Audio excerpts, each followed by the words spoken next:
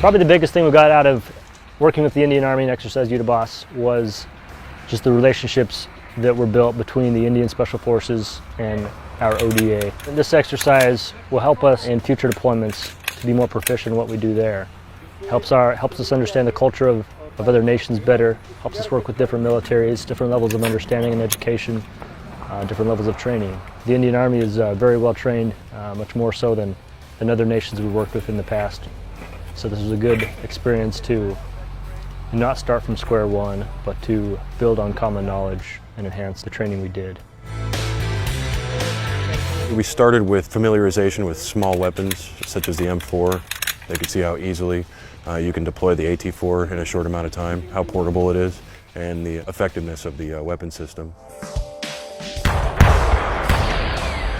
So we did an instructional period that led up essentially towards MOUT operations, urban assault, things of that nature. Same thing we put ourselves through when we're training for MOUT or urban operations, we did with them. They infilled in their assault teams on the helos onto an LZ that was nearby the actual objective, offloaded the helos, rallied, moved to the objective, assaulted it using explosive breaching, and then rescued a hostage, and then exfilled on the same platform. The helicopter infill, we added that in because that's a efficient way of infilling soldiers from long distances or across rugged terrain that may be impassable by foot or vehicle, or at least exceptionally time consuming. It allows a lot faster response time. These guys are soldiers. They do things sometimes completely opposite of the way we do it, but it's still fun.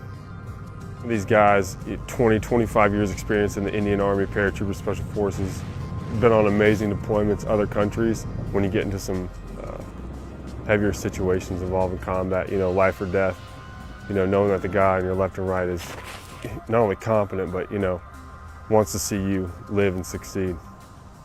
And, they start telling stories, we start telling stories from Iraq, Afghanistan. It's like, that's where the bonds came from. It's like meeting another man who's exactly like you from a completely different nationality. I think the bonds that we forged with the special operations soldiers from India are what we will all take away from this as being the number one priority.